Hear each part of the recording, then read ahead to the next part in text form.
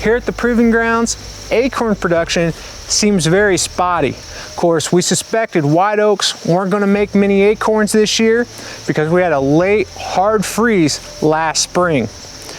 Red oak acorn production seems to be down a bit too because we also had a late freeze during the spring of 2020. With not as many acorns on the ground this time of year, critters are pouring into our food plots. In many of our plots, we still have standing summer release. Now we broadcast or drilled into the plot the fall release, but that summer release still has standing milo. That milo produced grain, and that grain is a great source of carbohydrates, which deer are seeking this time of year. Acorns are carbohydrates. There aren't many acorns, so deer are feeding on milo. We're seeing a lot of deer activity around our larger plots, but hidey hole plots are key to getting deer within range and punching tags.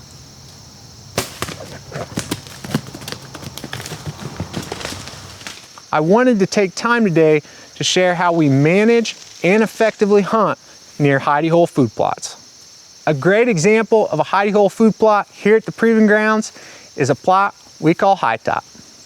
The High Top hidey hole is a small plot on top of a ridge surrounded by a lot of timber.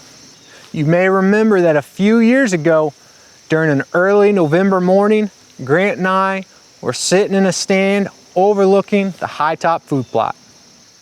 Just as the sun was coming over the mountain, we spotted a buck we called Tall 8 step into the plot and begin feeding.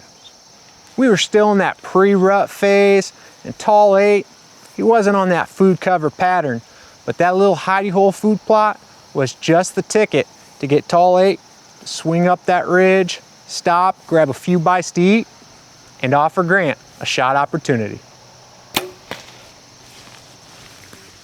High Top is a proven location for tagging venison, but we wanted to make it even better. So during the winter of 2019, we brought in a crew and started improving the native habitat. The crew brought in chainsaws and we started felling every eastern red cedar around High Top. Now I'll mention we didn't remove the cedars right behind the stand or in front of the stand that we have at High Top. We wanted to leave those as kind of a screen or a backdrop. That way we've got a little cover when we're hunting the High Top hidey hole. Once the cedars were on the ground, the crew had removed the logs they were taking to the sawmill. We just let them lay. We're going to let them dry. That way we can use prescribed fire to consume most of the cedar skeletons and encourage native grasses and forbs to grow in the area. Depending on the conditions, we typically like cedars to dry for about 2 years before using prescribed fire. And that means here in just a few months, later this winter, we'll be using fire in the High Top area.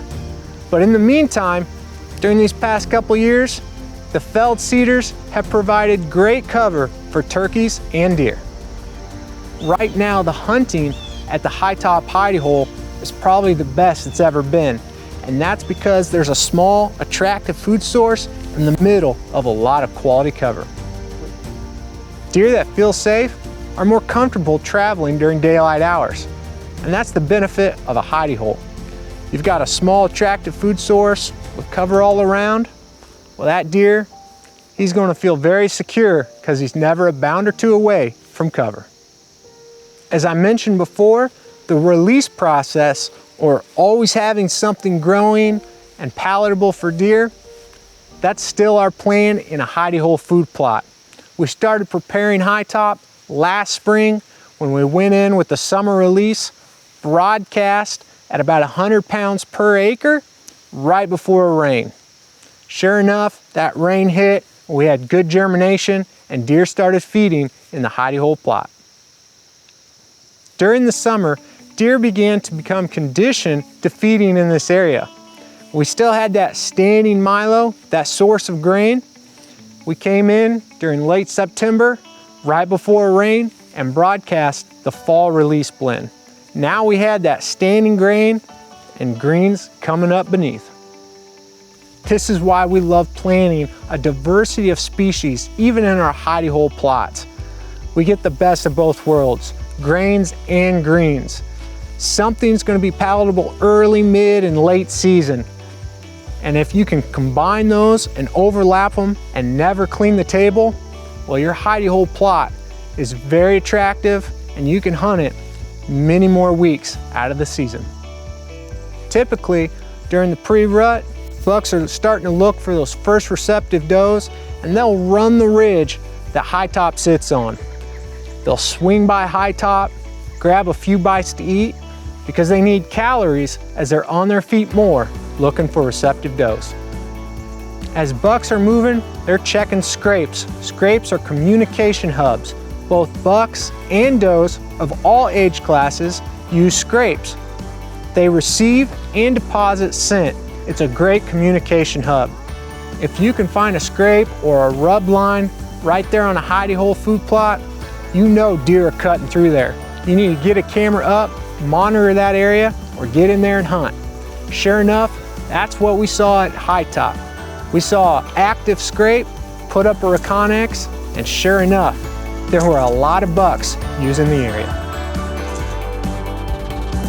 Growing Deer is brought to you by Bass Pro Shops and Cabela's. Also by Recon-X, Green Cover Food Plots, Winchester, Lacrosse Footwear, Fleet Outdoor Apparel, Morel Targets, RTP Outdoors, Fourth Arrow, Hunt Stand, Scorpion Venom Archery, Case IH Tractors, Burris Optics, G5 Broadheads, Prime Bows, and Redneck Hunting Blinds.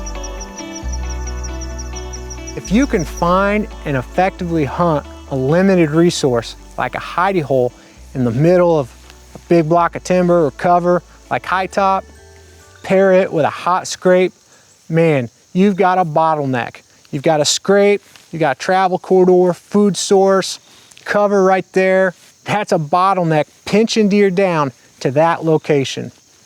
When the conditions are right, you need to be hunting near that area.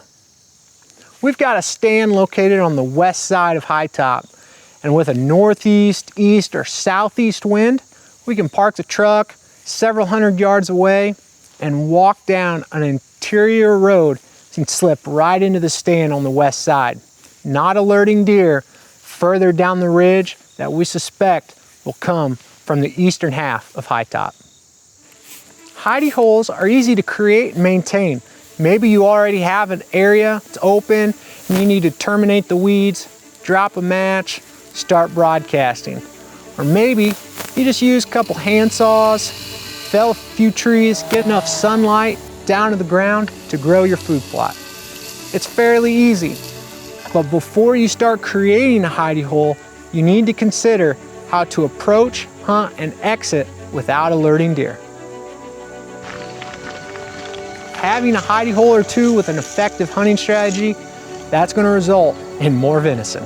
With all the buck activity around high top hidey hole, I was very excited because on the afternoon of October 19th, we had a good southeast wind, and Carter and I planned to hunt the high top food plot.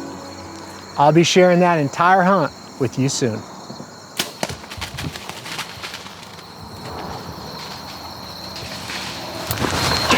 He's down. Whether you're out chasing a big buck or a nanny doe, or maybe you're in the kitchen cutting up venison, I hope you take time today to enjoy creation. But more importantly, slow down, listen to what the Creator is saying to you and the purpose He has for your life. Thanks for watching Growing Deer.